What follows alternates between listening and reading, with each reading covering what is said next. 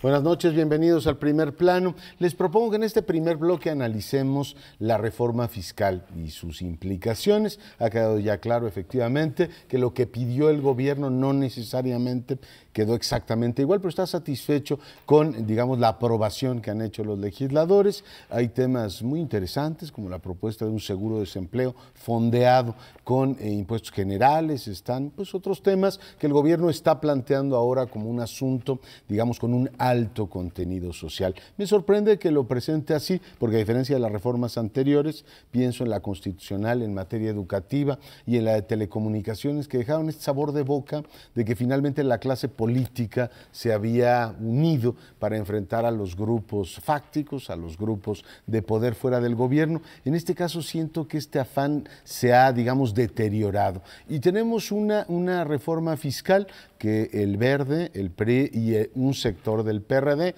consideran de avanzada y consideran que le puede dar a este país un amplísimo margen para el año próximo. Me sorprende, sin embargo, y aquí dejo esta introducción, que el Tribunal de la Opinión Pública no parece haberla palomeado. Hoy veía una encuesta de Ulises Beltrán en Excelsior y la inmensa mayoría, estamos hablando de casi 2/3, no le parece bien la reforma fiscal. Y hay dos cosas que me llaman mucho la atención, pero no quiero alargarme. La primera es, hay una valoración positiva de que no hayan metido el IVA en alimentos y medicinas, pero la gente lo que más resiente, o sea, lo más impopular de todo este paquete, no está directamente en la reforma fiscal, es el incremento del precio a las gasolinas, y luego está un misterioso impuesto sobre las comidas de los mascotas, que resulta ser el segundo más impopular. No sé a qué genio se le ocurrió meter eso ahí, pero después del gasolinazo, es el más impopular de todos. Así es que, bueno, el gobierno dice que tiene un amplísimo contenido social, pero la opinión pública todavía no lo ve así. Hubiera sido realmente sorprendente si la reforma fiscal hubiera tenido consenso. Yo no sé en qué país puede haber ese consenso. Por un lado toda sociedad está dividida en grupos, en clases, y la nuestra, vaya que sí lo está, es de las más divididas. Y luego el hecho de que el fisco se supone que piensa en una manera de compensar las diferencias entre los grupos y las clases. Bueno, esto no se logra más que en el cielo, yo supongo. En nuestro caso, la reforma venía siendo planteada, una reforma en verdad, desde hace más de medio siglo, ¿no? Hace unos 60 años se estaba pensando en esto. Frente a lo que 60 años de no hacer reforma supone, pues la actual no es precisamente, no es ni el parto de los montes, donde sale un ratoncito chiquitito, pero tampoco es la gran cosa. Es un punto intermedio. No va a dar el instrumento necesario para que haya una disminución en la brutalidad de separación que hay entre las clases sociales. Tampoco es simplemente seguir con lo de siempre, es algún punto intermedio, y los panistas decidieron que ese punto a ellos no les conviene. Y la izquierda formal, la izquierda de los partidos, decidió que, aunque sea chiquita, ellos están muy de acuerdo. Bueno. Desde otro punto de vista, me pregunto si no estaríamos entrando en esa etapa que viven los presidentes mexicanos, en las cuales se define el futuro de su sexenio, es decir, el parteaguas. Cada presidente lo ha tenido en diferentes momentos, pero si pensamos en Peña Nieto, ha habido dos periodos muy claros. Cuando surge a la vida pública, cuando el PRI lo nomina en noviembre del 2011, hace 2 años exactamente, el primer año la opinión pública, los círculos rojos del país, lo veían como alguien frívolo, superficial, un títere de Salinas, una hechura de Televisa. No se le tomaba muy en serio, y en parte él contribuyó con algunos errores de dicción o de memoria literaria. Pero el Pacto por México del 2 de diciembre del 2012 lo catapultó al gran reformador, al apóstol de las reformas, capaz de lograr consensos que ningún otro presidente había logrado, de los últimos, pienso. Y en ese sentido pues, vivió una luna de miel durante varios meses en los cuales se exageraba, por supuesto, porque las reformas de telecomunicaciones y educativa fueron resultado de una alianza entre los tres grandes partidos, pero ante la opinión pública nacional e internacional eran las reformas de Enrique Peña Nieto. Pero sí coincido en la descripción de que esta fue, la reforma hacendaria fue una reforma de disenso y no de consenso.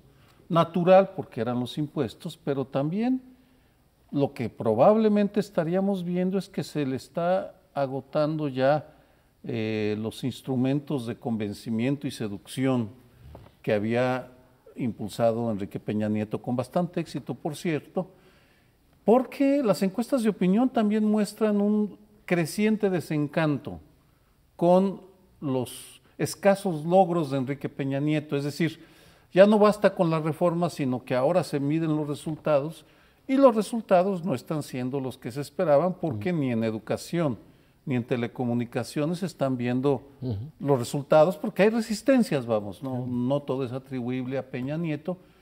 Y en ese sentido la gran pregunta es si entramos en esa etapa, en ese punto, de ese parteaguas en el cual Enrique Peña Nieto o bien hace reformas profundas en su manera de actuar, en sus políticas, y se lanza contra la corrupción y la ineficiencia en serio, o bien empezará a diluirse como otros presidentes antes que él.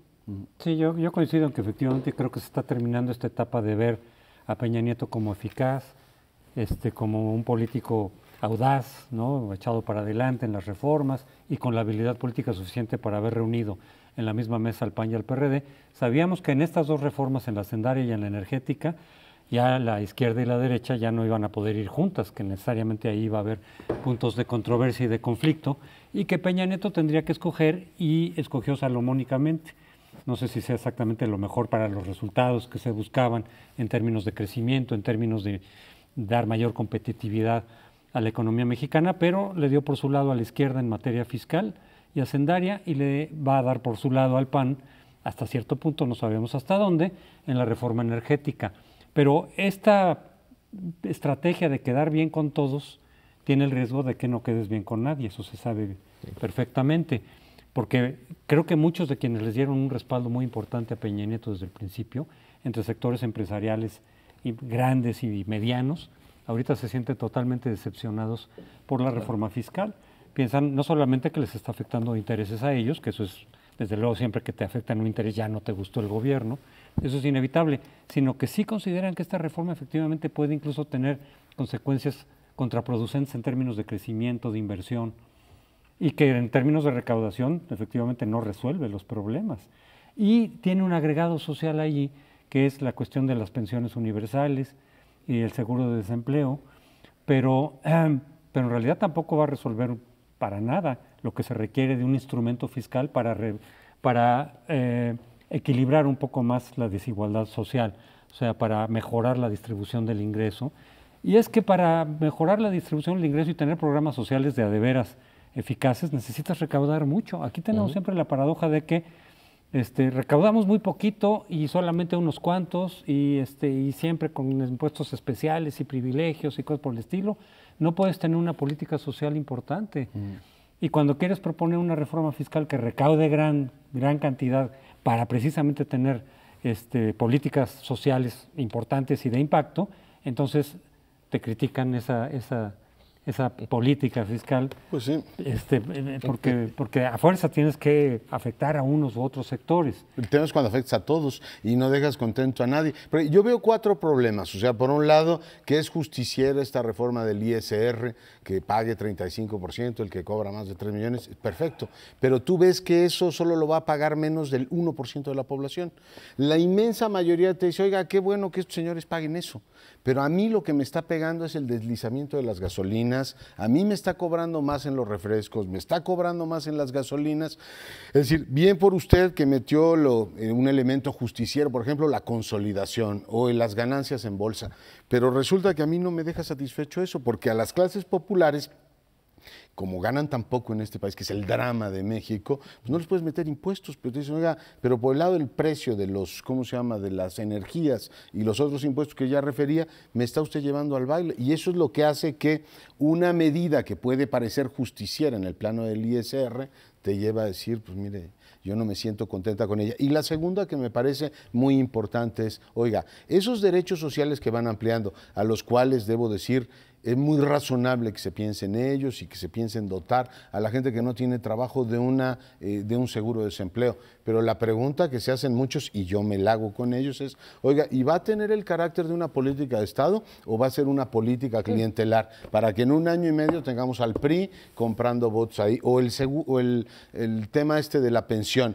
¿le van a dar un toque clientelar? Como ya vimos ahora, los únicos contentos explícitamente con esta reforma, aparte de los partidos que la aprobaron, que por cierto la izquierda votó dividida, son los agrarios. O sea, de la única corporación empresarial que salió a decir, ah, qué buena reforma, es la CNA. Y hoy la CNC dice, por fin nos hicieron caso, mire, esta reforma saca al campo del atraso.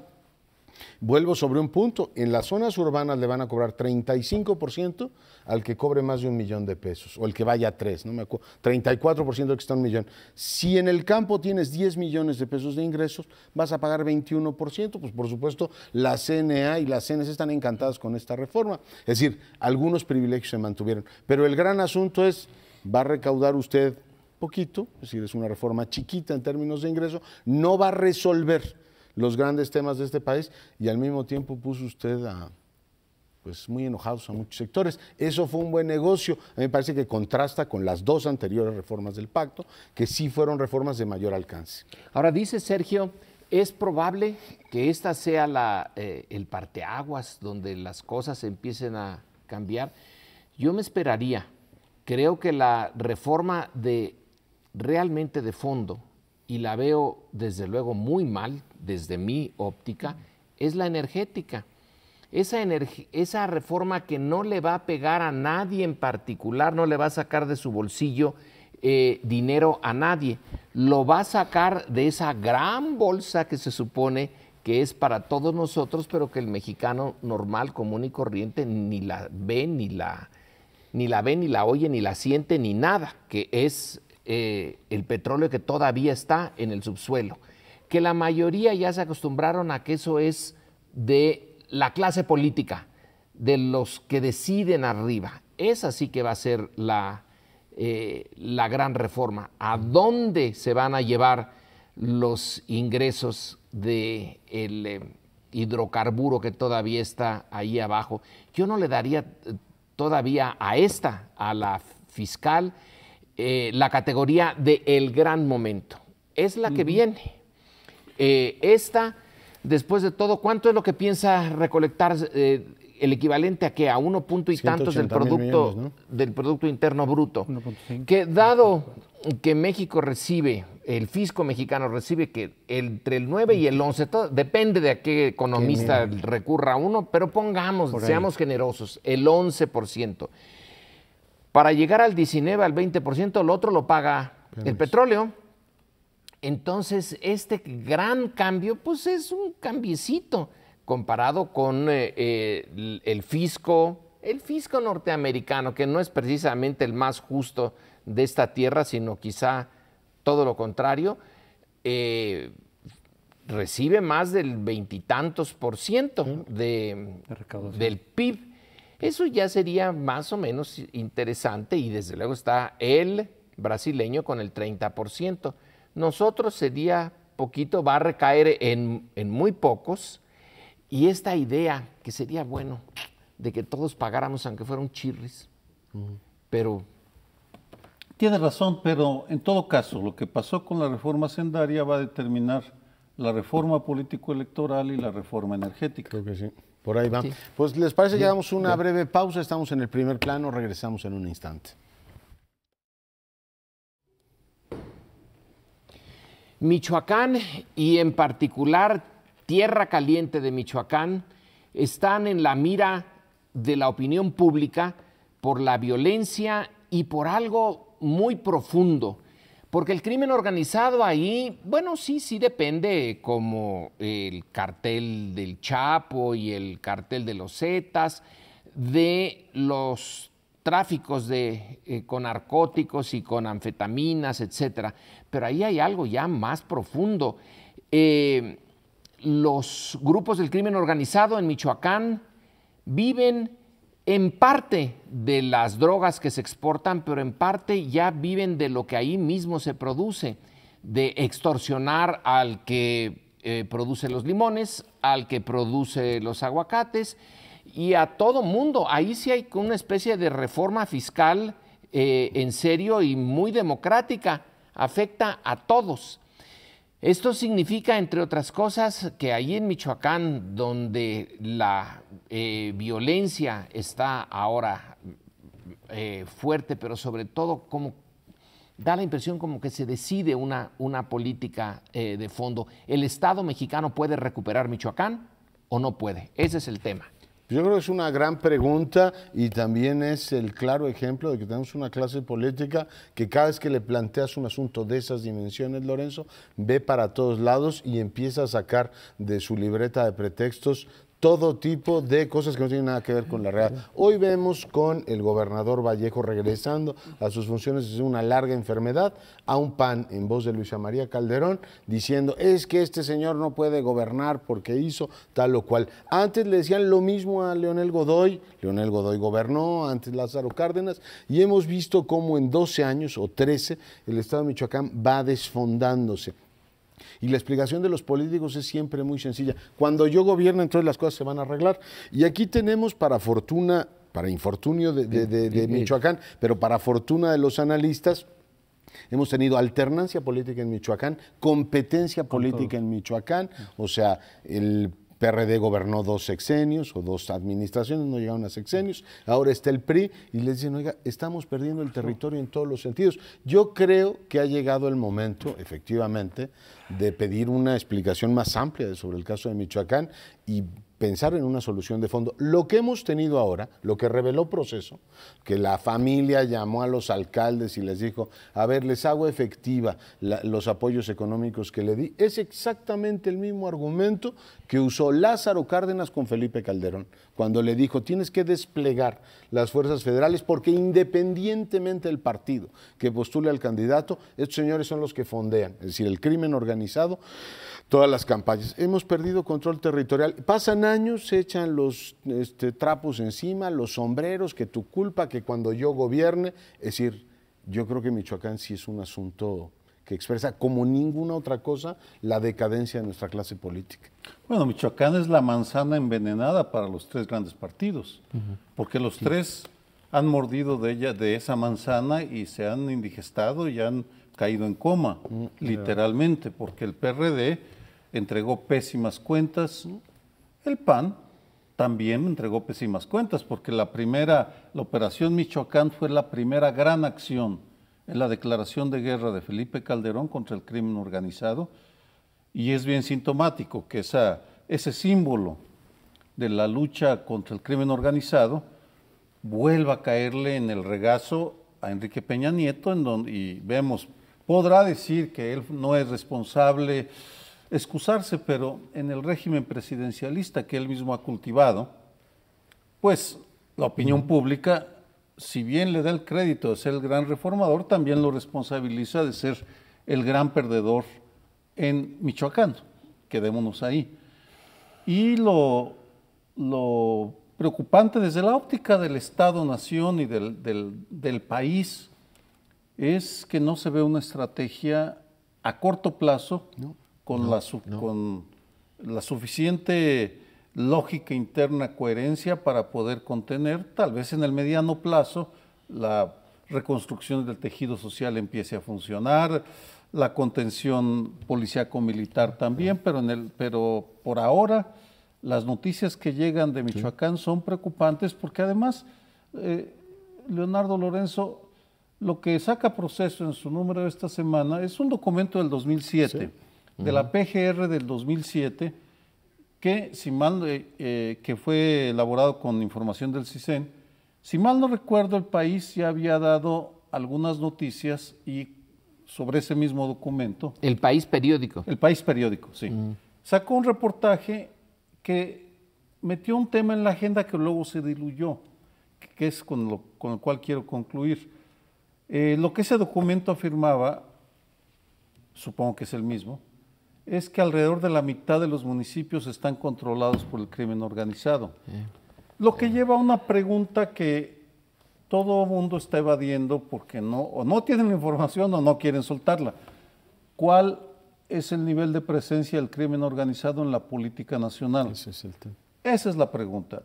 En los estados y en el país, y pues frente a ello no hay respuestas. No, para nada. Y yo creo que Michoacán es lo que más se acerca a este concepto de estado fallido. Hay muchas zonas que efectivamente tienen violencia y que parece que no hay control ya de parte de ninguna autoridad, pero a nivel de entidad federativa me parece que Michoacán es lo que más se aproxima a eso. Y ahí, para vincularlo un poco con el segmento anterior, pues lo que muchos se pueden preguntar, desde luego los michoacanos, pero los mexicanos en general, es decir, ¿cómo es posible que el Estado nos está pidiendo más ingresos, o sea, más impuestos, cuando no está cumpliendo la primera de sus obligaciones, que es preservar la paz pública y mantener la seguridad de sus ciudadanos? Está fallando en eso el Estado, claramente, y sin embargo, bueno, pues para pedir ahí sí no se preocupa, porque no se ve el vínculo del beneficio entre los impuestos y los servicios que da el Estado, cuando esta, que es la primerísima obligación, no la está cumpliendo. Pero también Michoacán está en un punto en el que los partidos están peleándose, como siempre, por el poder ahí.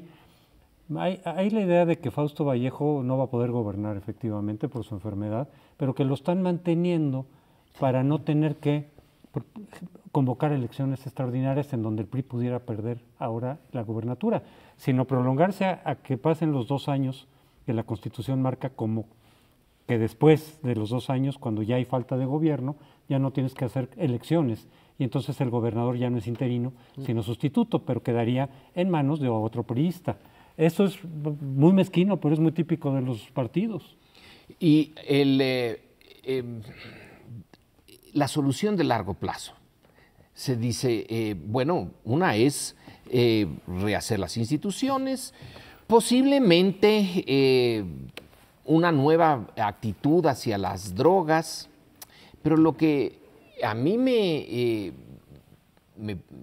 lleva a no tener respuesta es que ya son varias décadas de grupos de michoacanos que se metieron al crimen organizado, que ya no saben hacer otra cosa y que no están dispuestos a hacer otra cosa. Puede cerrarles la puerta de las drogas, pero cuando ya se acostumbraron, cuando es una forma de vida, ¿cómo le haces para cambiar una forma de vida? Esperas a que los que ahora son los señores de la familia michoacana, los caballeros templarios, nueva generación, etcétera, se jubilen, es decir, en 30, 40 años. En el siglo XIX tenían una fórmula muy brutal que no vamos a usarla ahora, que es los matas, capturas y los fusilas, porque no hay redención posible. Bueno, esa fórmula del pasado, quitémosla. Sí. Entonces, ¿cuál es la fórmula?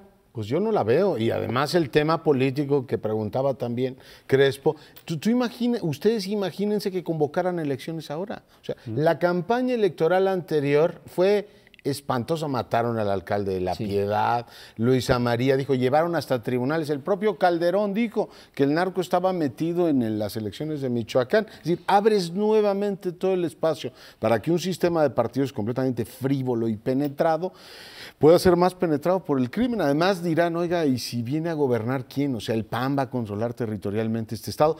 Decía yo que Michoacán nos da la ventaja de, como prueba, digamos, de ensayo, de laboratorio, territorialmente lo han gobernado los 3 partidos. Ahí no hay de que, es que como ha gobernado este partido, vamos a poner otro. El PAN ha gobernado muchísimos municipios, el PRD ha gobernado muchísimos municipios y el PRI también. Entonces tú dices, entre estos van a competir por ver si alguno de ellos gobierna mejor. Es decir, sería afortunadísimo que digan, oiga, convoque elecciones, declare estado de sitio y a ver, controle ese estado. El tema es que no sabes cómo, y lo que dice Lorenzo es de una magnitud enorme. O Son comunidades completas que hoy se dedican a eso, o porque las han aterrorizado o porque les han dado otro camino. Pero sí es el tema lo suficientemente serio como para que estas explicaciones sencillitas de la clase política suspenda las garantías. A ver, yo quiero ver, y no quiero exagerar, que le digan a la autoridad federal, vamos a suspender las garantías en Michoacán. Ya les mataron un vicealmirante en una autopista y 2, les retuvieron en Buenavista, Tomatlán, no me acuerdo qué era, pero una partida del ejército, y dijeron, aquí están secuestrados, venga por mí, libérelos. O sea, esto de decir estado de sitio no es enchilame estas dos, es ir y controlar ese territorio y a ver quién es el guapito que se mete a eso, ¿no? Otra incógnita que no he escuchado a ningún alto funcionario mencionarla es ¿cuánto va a durar la guerra? Lo planteabas, Lorenzo. ¿Cuánto tiempo va a llevar desmantelar al crimen organizado? No se meten porque no hay profetas en el análisis militar y de seguridad, pero si tomamos en cuenta el tiempo que ha llevado construir ese poderío inmenso, hay 3 décadas cruciales. En los 80 se trastocan las instituciones que se descuadran, se abren los boquetes que debilitan al Estado central y que permiten que empiecen a crecer en varios estados. En los 90 se da el crecimiento de manera muy sigilosa, poco visible, y en la primera década del siglo ya están listas las condiciones para que se dé la explosión de poderío que observamos a partir del 2007, cuando un factor externo, la decisión de un irresponsable y frívola y superficial de un presidente, de Calderón, de declarar la guerra al narco sin saber en qué se estaba metiendo, hace una reacción en cadena en diferentes partes del territorio y llevan a que crezca este poderío. Sí. ¿Cuánto tiempo va a llevar desmontarlo? Seamos realistas. En el mejor de los casos, entre 10 y 20 años. Madre mía. Vamos, Sí, tomando en cuenta esta... Ese es el escenario optimista. Es en el mejor de los casos. Si empiezan a tomarse ahora las medidas que se deben, sostengo que entre 10 y 20 años es lo que nos espera contener y empezar a revertir. Si tardó 30 años, entonces otros 30 años ya serán nuestros hijos o nuestros nietos los que vean esto en paz. Buen diagnóstico. Ya nos vamos, espérenos para el siguiente segmento. Bueno, pues el IFE está otra vez bajo los reflectores. Y es que se quedó solamente con 4 de los 9 cargos en el Consejo General, incluido el presidente del Consejo. Van a tener que estar nombrando un presidente sustituto, que se van a rotar los 4 que quedan, pero eso no sería problema si no fuera que se está discutiendo en este momento la reforma electoral que incluye la posibilidad de crear una nueva institución nacional, ya lo hemos comentado aquí, el Instituto Nacional Electoral, que en principio cubriría toda la organización de elecciones, no solo federales como hasta ahora, sino también las estatales. Y existe la posibilidad, bueno, muchos partidos dicen, ¿para qué nombramos ahorita los sustitutos de los 5 cargos que faltan en el IFE, si a lo mejor dentro de un mes o mes y medio convocamos a otro concurso para nombrar a los que se van a quedar ya de manera definitiva en el Instituto Nacional Electoral?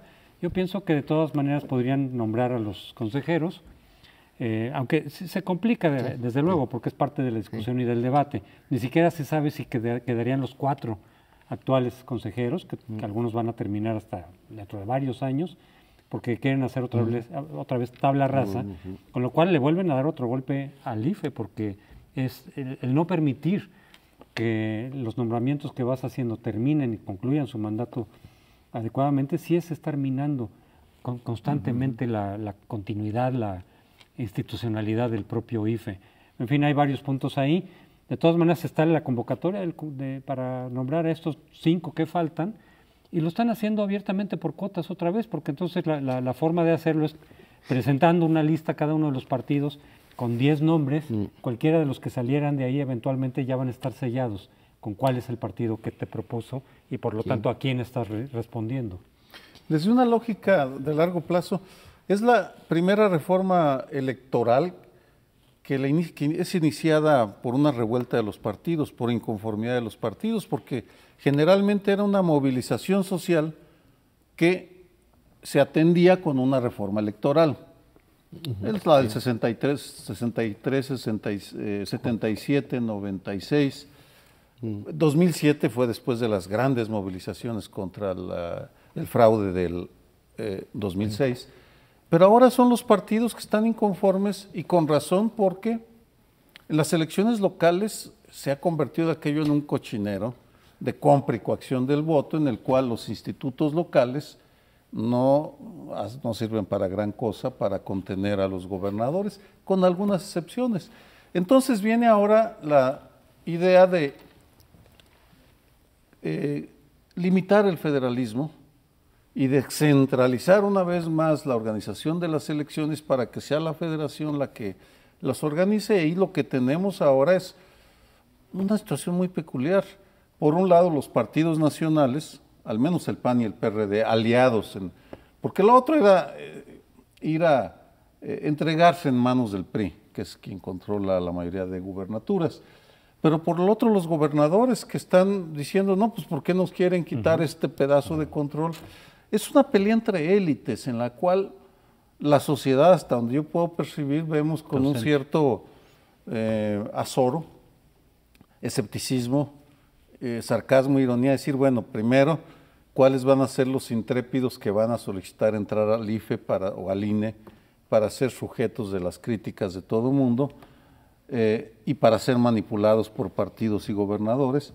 No sé en qué vaya a terminar, pero ciertamente de lo que no tengo ninguna duda es del deterioro que vive nuestro sistema electoral, y basta ver los resultados del último Latinobarómetro del 2002, en el cual el 63% estaba satisfecho con la democracia. Estamos en el 36%, se ha caído, estamos en el último lugar de toda América Latina en satisfacción con la democracia. Yo veo dos problemas muy serios. El primero, y se los pregunto aquí a los augustos analistas políticos que me acompañan en este programa, es si ustedes saben el contenido de la reforma política electoral. Es decir, yo en estos momentos voy a tanteo puro. Sé que está negociando un Instituto Nacional Electoral, que está el tema de gobierno de gabinete, que está el asunto de la reelección, de la reelección inmediata, que está el tema que el PAN lo está tratando de meter en la segunda vuelta, pero voy a tanteo absoluto. Es decir, no sé bien en qué tienen consensos y qué se está negociando, porque entre otras cosas tienen a la reforma electoral como la pieza de cambio para la reforma energética. Entonces el PAN está, si me das esto, te apruebo tu energética. Si no me das aquello, no te apruebo la energética. Pero es un oscurantismo impresionante. O sea, la negociación en estos momentos no se hace de cara a la sociedad. Lo que tú decías, lo están manejando con un oscurantismo impresionante, y lo otro es la falta de respeto por los tiempos. Es decir, el sistema institucional, mal que nos pese, debe ofrecer certidumbre, y la primera certidumbre es, si digo 30 de junio, es 30 de junio. Y ya se saltaron en la torera en 2 ocasiones lo del IFE, te dicen, está fuera de norma, ya nos pasamos la fecha, tampoco importa, pero ni siquiera se dan la tarea de decir, vamos a meter un transitorio para que esto no se vea tan feo. Es decir, da exactamente igual a los legisladores que el IFE esté acéfalo. A mí no me preocupa, puede estar acéfalo el IFE, pero entiendo que las instituciones deben cumplir, por lo menos, con las fechas que ellas mismas se dan. Leonardo, lo dices con, bueno, supongo yo con cierta ironía, o lo dices en serio, que las negociaciones se deben de hacer de cara a la sociedad. ¿De cuándo acá la clase política mexicana ha negociado algo de cara a la sociedad? Yo no recuerdo ninguna negociación importante de cara a la sociedad. Se hacen en lo oscurito ellos. El IFE, que era nuestra joya, Chihuahua, el IFE y el IFAI, ¿no? Y ahora el IFE, francamente, Leonardo Valdés, ahora que se va, dice, bueno, dejo un IFE más mejor posicionado, más consolidado. ¿Qué le dieron de tomar o qué cosa, o de fumar? ¿Qué espíritus entraron en él cuando dijo tal cosa? Porque nosotros no vemos que eso esté consolidado y que tenga prestigio, el prestigio que sí tuvo en el origen, porque en el origen el IFE se nutrió de las ganas de creer. Creo que además de lo que era, las ganas de creer, ahora sí vamos a la democracia, ahora sí tenemos una institución que le va a dar clases hasta a los iraníes o iraquíes, a iraquíes, ¿verdad? Les íbamos a dar clases de cómo se hacía la democracia.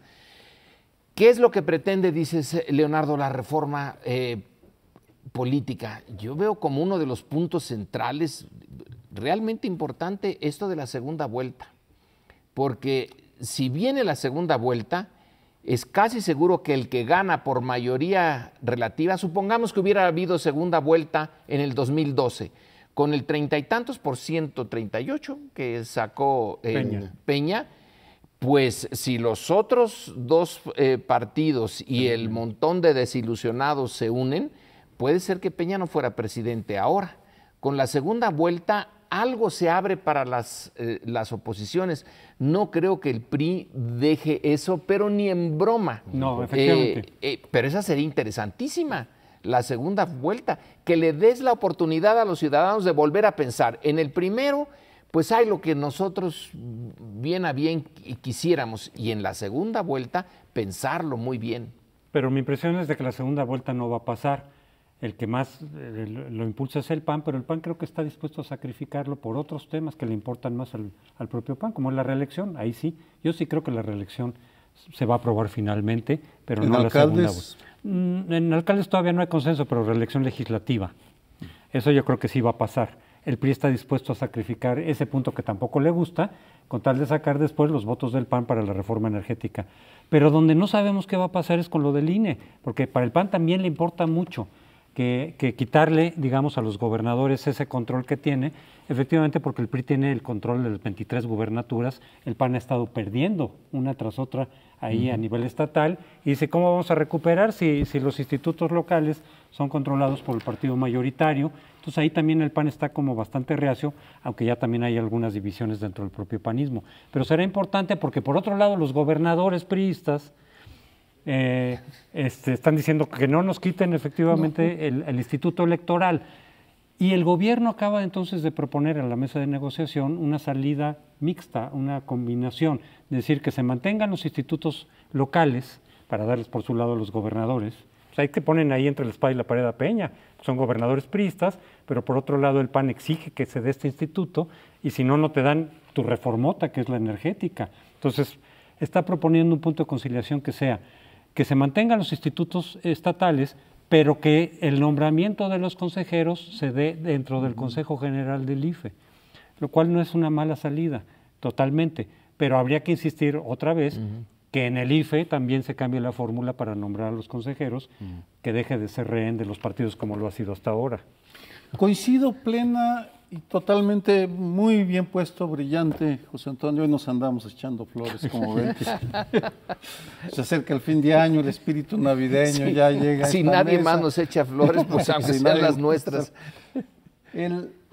Y para recordarle a Lorenzo algo que evidentemente sabe, la época de gloria del IFE es bastante reducida, porque es el IFE que preside Woldenberg y que logra la elección del 2000, que la organiza y que queda muy bien, porque en el 2003 llega el reatazo de los partidos políticos que se lo empiezan a repartir de una manera inmisericordia y no han parado hasta ahora.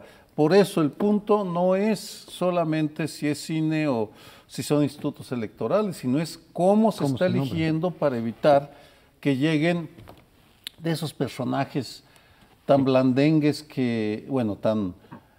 sumisos a los partidos. Tan sumisos a los partidos y al mismo tiempo tan elocuentes a la hora de hablar de la democracia, la autonomía, los principios. Esos son muy buenos, pero en privado ceden al basta con que les hagan un gesto el gobernador para que inmediatamente doblen la cabeza. Sí, lo vimos con el caso García Ramírez, ¿no? Que fue absolutamente lamentable.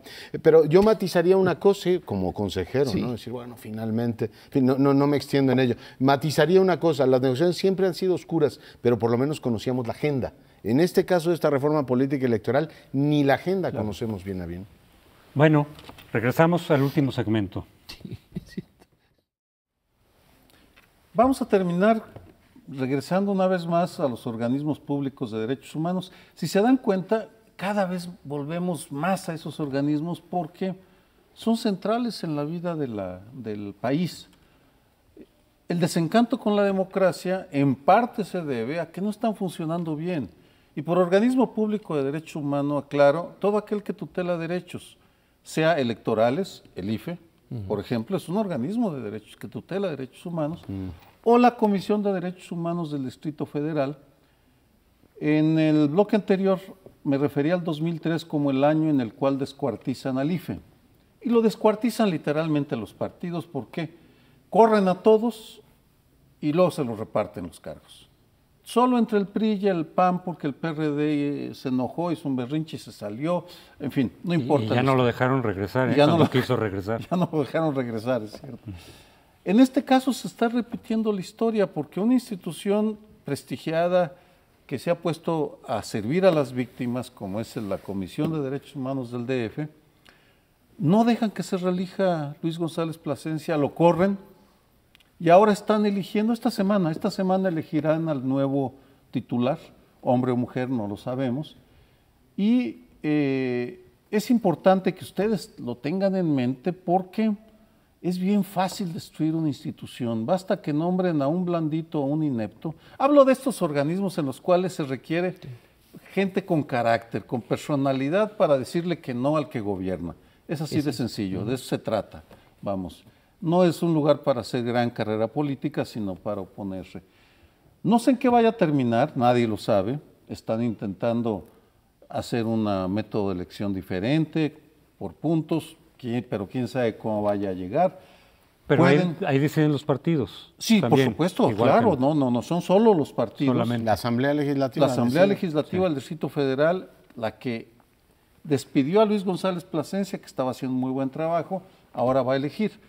¿Cómo va a quedar? No lo sé, pero en tanto la sociedad no valore y los partidos no aquilaten la trascendencia de que haya gente comprometida en estos organismos, vamos a seguir viendo que la democracia naufraga en el mar de la ineptitud. Pues otra flor, lo dijiste perfectamente, Sergio. ¿Ya ves? No, pero es importantísimo lo que dices. Lo que hizo González Plasencia fue un enorme trabajo al frente de la comisión y demostró una enorme autonomía respecto al gobierno. Es muy delicada esa función.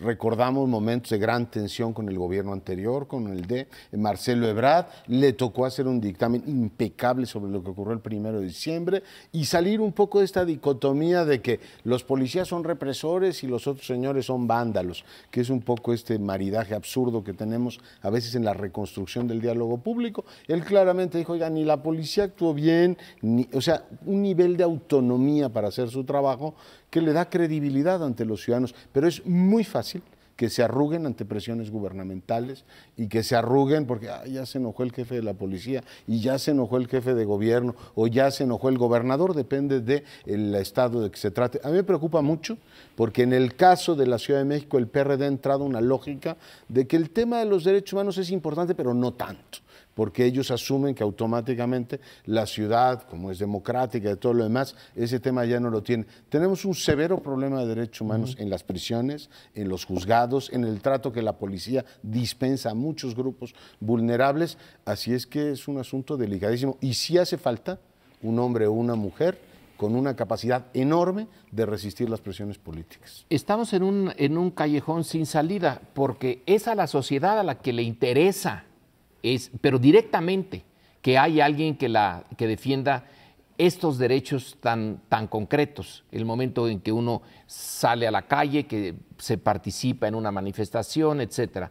Pero la sociedad no puede, casi no puede opinar. Yo en este caso de la elección que viene, bueno, sí opiné, mandé mi opinión como ciudadano, lo cual ha de valer más o menos la nada. Quienes opinan son los partidos, pero los partidos no representan a la sociedad. Entonces, es como dirían los norteamericanos, un catch-22.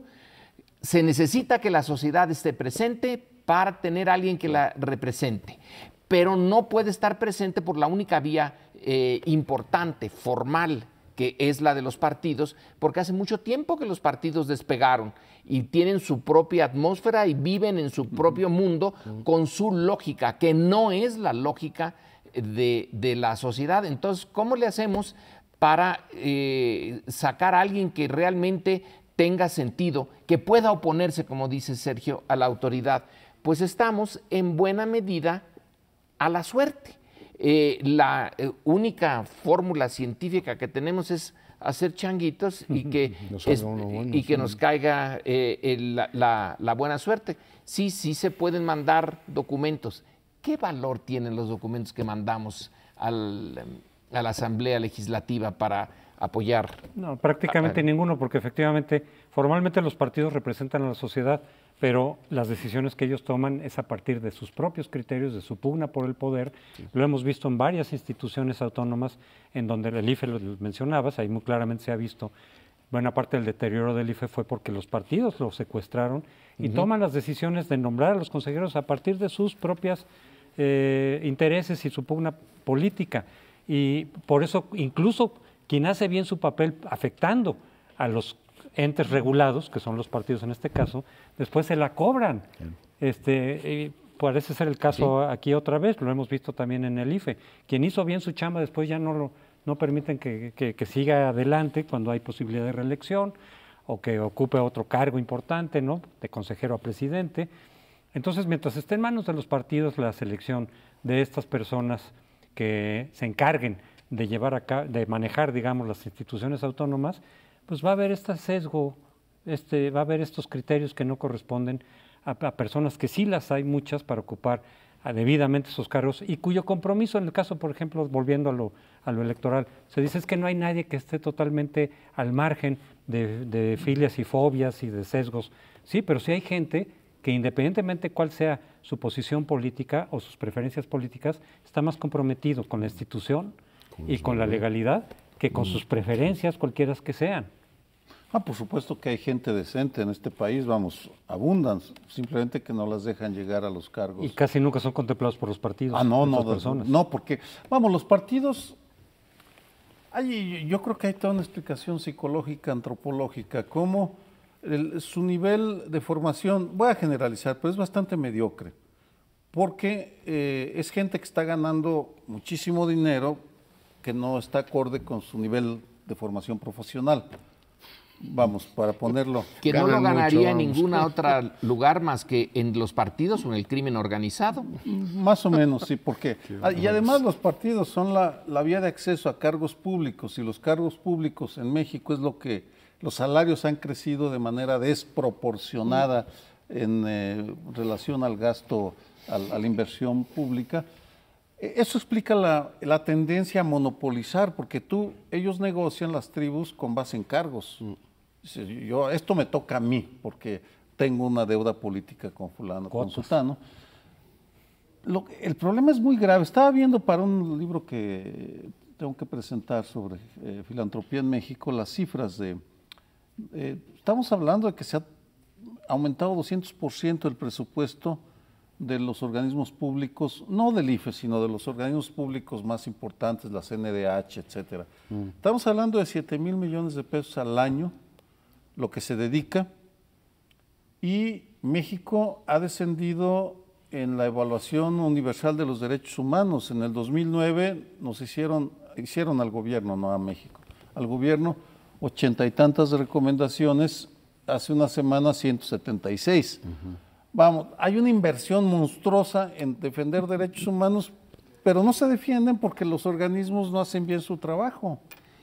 Y por tanto, estamos descendiendo en los estándares internacionales. Es terrible el drama, sobre todo ante la violencia que se vive, desaparecidos o ejecutados, etcétera. Y si lo procesan institucionalmente y van a la asamblea y les dicen, aquí está el informe de la discriminación, que también fue muy notable el que presentó la comisión, los diputados dicen, muy bien, estamos informados y nos vamos. Es decir, lo guardan en su portafolio. Hace falta que haya personas no solo que resistan la presión pública, sino que tengan el relieve suficiente para dirigirse a los ciudadanos. Lo tuvimos con Emilio Álvarez y Casa, lo tuvimos con González Plasencia. Si van eligiendo esos burócratas que llegan a ganar 100 y pico de miles de pesos, o reciben bonos, como en el caso de la Asamblea en el año 12, de 1 millón de pesos en diciembre y 1 millón de pesos en enero, pues sí, ciertamente ellos se encuentran con jauja. Pero el gran tema, ¿cuál es? Que no hacen avanzar las instituciones. La agenda de los derechos humanos empieza a perder perfil porque no tienen ese relieve esos personajes. Así es que creo que sí hay que pensar en alguien con gran ¿Cómo se estatura. sale de eso? Sería un buen tema para la mesa. ¿Cómo se sale de ese callejón sin salida? Si alguien defiende a la sociedad, tiene que atacar a los partidos y los partidos son quienes tienen que nombrarlo, entonces no se nombra a ese personaje. Quitándole a los partidos el nombramiento, como ya empieza a ocurrir en ¿Y quién se los quita? Es eso, claro. ¿Quién se los quita? No, tiene que Crespo llegar entre ellos, reconoce que nos va a salvar la campana, porque no tenemos Bueno, respuesta estamos para ante eso. el huevo y la gallina democrática. Pero ya se ha avanzado en alguna medida en otras instituciones. Bien, pues seguiremos en la próxima semana, ojalá y podamos comentar lo que sucedió en la Asamblea Legislativa. Por ahora nos despedimos, que pasen una muy buena noche.